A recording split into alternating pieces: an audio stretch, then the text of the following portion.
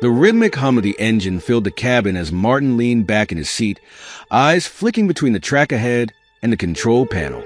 The early morning air clung to the train, its weight almost comforting in its predictability. Beside him, Ethan scanned the CCTV monitor, his brow furrowed. "Martin," he said, his voice tight with unease. "You need to see this."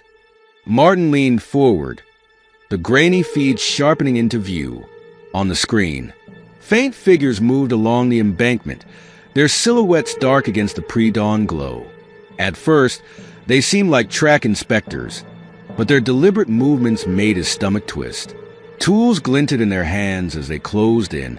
"They're not supposed to be there," Martin muttered, toggling to another feed. His breath caught. The figures had disappeared, only to reappear moments later, climbing onto the rear of the train. "They're boarding." The day started like any other. Martin cycled through the early morning streets toward the train yard, the cool air stinging his cheeks. The rhythmic clatter of trains echoed in the distance, a comforting backdrop to his routine. He liked these quiet moments, the calm before the hours of rumbling steel and iron took over. He parked his bike near the control office, nodding to the dispatcher as he signed off on the day's cargo manifest. FDX 407 was a standard freight line, transporting machinery, raw materials, and one particularly secure vault in Carthage.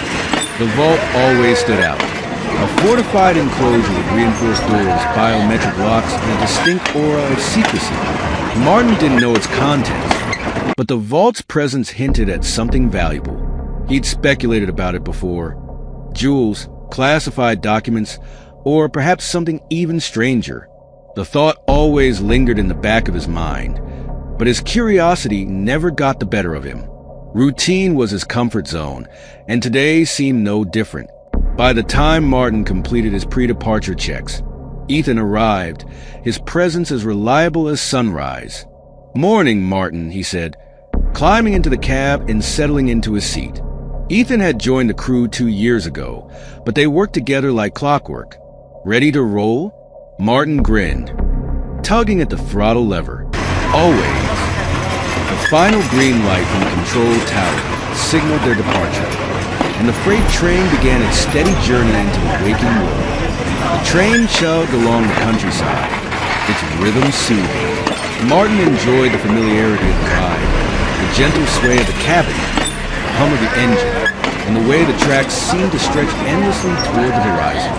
The train's momentum built as it moved further from the yard, cutting through stretches of farmland bathed in the golden glow of dawn. The rhythmic hum of the engine and the clatter of the wheels created a soothing soundtrack, one that Martin and Ethan had grown accustomed to over the years. Martin leaned back in his seat, observing the countryside blur past. These moments of quiet were why he loved the job. The monotony was his comfort zone. Ethan adjusted the throttle beside him, the two falling into the familiar rhythm of light conversation, punctuated by occasional glances at the controls. "Think it'll rain today?" Ethan asked, his eyes flicking out the window at the cloudless sky. "Looks clear for now," Martin replied, shrugging slightly. "But you never know. Summer storms have a way of sneaking up on you." Ethan chuckled, recalling the relentless heat wave from the previous month. The train slowed as it approached a wide curve, maneuvering carefully. Its rhythmic hum softened, blending with the metallic squeal of the tracks. Martin adjusted a few dials on the control panel, ensuring everything remained steady, while Ethan leaned closer to the CCTV monitor. "Martin, take a look at this," Ethan said suddenly, his tone sharpening. Martin leaned forward, his brows furrowing as he saw the grainy footage on the screen. Faint figures moved along the embankment parallel to the train, their deliberate pace setting off alarm bells in his mind. At first, Martin thought they might be workers inspecting the tracks, but something about their movement seemed off. The figures were closing in, their path aligned perfectly with the train. Tools glinted in their hands, crowbars, long rods, and other implements Martin couldn't quite identify. The screen flickered as the figures briefly disappeared and then reappeared, pulling themselves onto the train near Car 7. "They're boarding," Ethan muttered. There was tension in his voice. Martin felt his stomach sink. This isn't random, he said grimly. They knew where to strike. Ethan's hand hovered over the controls. Should we stop the train? Stopping's not an option, Martin replied. If we stop, we're sitting ducks. We keep moving. He toggled through the CCTV feeds, his eyes scanning a view of intruders forcing open the heavy doors of Car 7, dressed in dark, masked, moving with precision. They're pros, Ethan muttered. Martin flipped on the intercom. Whatever you're looking for, you won't find it here. Turn back while you still can. The leader's voice came back, cool and confident. Nice try, but this isn't our first job. They're after the vault, Martin said under his breath. The secured car sat just ahead of the engine room, reinforced and biometric locked. If the thieves reached it, they'd need time to break in, time Martin didn't plan to give them. His fingers flew across the console, slapping on the emergency alert system that would notify the next station for police assistance. This will alert the authorities, he said. If we hold out, backup will be waiting. Ethan leaned in. How long? 15 minutes, Martin replied. But that's a long time with them clawing their way through. We need to slow them down. Ethan stood straight. And if they make it through? Martin handed him a wrench. Then we make sure they don't. Stall them. Block doors. Knock things over. Buy us time. Ethan hesitated. They're armed, Martin. They won't reach you. I make sure of that, Martin said crisply. If they take over either the train or the vault, it is over. Ethan blew out a breath and clutched the wrench tightly. All right, but you'd better have a backup plan. I will monitor all from here, assured Martin. Ethan nodded and disappeared up the hall. Martin checked the CCTV feeds, rerouting power to lock down cars' access doors. The thieves started to get frustrated. While their leader didn't raise his voice, the orders were razor sharp. They are too organized, Martin muttered. Ethan frantically overturned crates and shut off passageways. You're doing great, Martin said over the radio. Keep them guessing. Easy for you to say, replied Ethan. One almost had me in that last car. I had to bolt. Martin finally saw Ethan hunched down near car 4. They're getting quicker, he said. Suggestions? Block the door of car 4. Shove something heavy in the way, Martin ordered. Ethan growled and tugged a crate into place. Suddenly, the radio crackled to white noise. A jammer, Martin said, his gut plummeting. Escalation. The thieves were cutting comms, jamming cameras. The feeds for cars 2, 3, and 4 flickered to black. He had no way of knowing if Ethan was holding them off or if he was in danger. Martin's fist clenched. If he leaves the control room, he would abandon the main systems of the train. But with Ethan being overwhelmed, thieves would get access to both the vault and the engine. Every second felt like a gamble. I will not leave him, Martin was saying, hurrying down the corridor. He went with each step more fearfully. Was Ethan cornered? Had thieves broken through? Suspense drew out every second into an eternity. Ethan braced against car 4's door, his arms shaking as the thieves pounded against it. They're almost through, he yelled. Martin seized his arm. Leave it. Run to car 3. They ran down the passage, slamming the door shut just as the thieves burst into car 4. Martin locked the biometric scanner, sealing them inside car 3. That door won't hold forever, he said. They'll get through. Ethan's voice came in ragged gasps. What, then, do we do? Martin's gaze drifted to the vault. They're also running out of time. Same as us. We just got to keep them off the engine. Then there was a resounding clang of metal. Martin flipped the CCTV feed, and his worst nightmare was confirmed. The thieves were not trying to gain vault access anymore. They were hammering at the couplers, trying to separate the cars. If they succeeded, the engine would race forward, and braking would become nearly impossible. Ethan frowned, gripping the edge of the console. Then how do we stop them from here? Running out there isn't exactly an option. Martin's fingers hovered over the controls, a plan forming in his mind. "We don't need to go out there," he said, glancing at Ethan. "The couplers are designed to recalibrate themselves if there's a fault. If I trigger the recalibration while the brakes are engaged, it'll clamp down harder than normal." Ethan raised an eyebrow. "Harder? How hard are we talking?" "Hard enough to break anything in its way," Martin said, a grim determination in his voice. He toggled through the system interface, locating the recalibration controls. "If we time this right, their crowbar's going to get crushed." Ethan nodded, the tension in his shoulders easing slightly. "Let's do it. What do you need from me?" "Monitor the brakes. I'll trigger the recalibration, but we have to be precise. If I activate it too early or too late, it won't work." Martin's hands moved swiftly over the controls, engaging the brakes briefly to create the necessary pressure for the couplers. The monitor showed the thieves still struggling with the couplers. Their leader barked orders, and one of them jammed the crowbar deeper into the mechanism, straining to pry it open. Martin's eyes narrowed, his finger poised over the recalibrate button.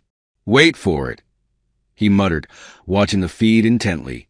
Ethan called out, "Brakes are holding steady." Martin's hand came down on the button. The coupler mechanism shuddered, opening slightly before snapping shut with tremendous force. On the monitor, the thief yelped as the crowbar bent and then snapped under the pressure. The jagged remains clattered to the ground, useless. The thieves scrambled back, their plan foiled. Ethan let out a breath he didn't realize he was holding. "You did it. They're not getting those cars separated now." Martin nodded but didn't look away from the monitor. "We bought ourselves time, but they're not done yet." He pointed to the screen, where the thieves regrouped. One of them climbed onto the roof of Car 3, the metallic clang of their boots audible even over the roar of the train. "They're heading for us," Ethan said grimly. "What do we do now?" Martin glanced at the speedometer. They were only minutes away from the station. "We stall them," he said. "We just need to hold out a little longer." The metallic thudding grew louder as the leader and another thief climbed onto the roof, their silhouettes visible through the control room's window. Ethan grabbed a wrench from the nearby tool rack, his knuckles white as he gripped it. "If they get in here, they won't," Martin interrupted. "We'll keep them out." He locked the control room door, engaging the reinforced latches. "This door will hold as long as they don't have anything to blast through it." The sound of pounding footsteps on the roof sent a chill through the room. The leader of the thieves dropped down onto the small exterior walkway just outside the control room. The door rattled violently as the leader struck it with the crowbar. "Open up," he shouted, his voice muffled but menacing. "You're not getting out of this alive if you don't." Martin's hands hovered over the controls, his mind racing. He toggled the train's speed slightly, causing the sudden shifts to jostle the thieves. The leader stumbled but kept his grip, growling in frustration. "You think you can stall us? You're just making it worse for yourselves." Ethan moved closer to Martin, his voice low. "We're cutting it close. How much longer until we hit the station?"